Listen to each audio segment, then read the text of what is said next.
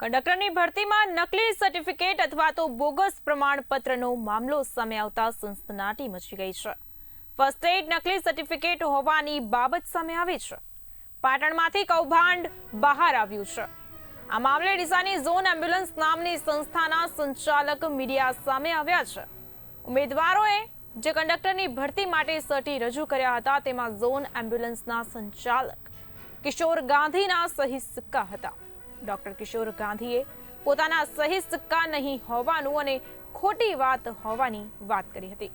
કિશોર ગાંધીએ ડીસા પોલીસ સમક્ષ લેખિત રજૂઆત પણ કરી છે। ડીસાની ઝોન એમ્બ્યુલન્સ સંસ્થાના સંચાલકો પર કરોડોના કૌભાંડના આક્ષેપો છે।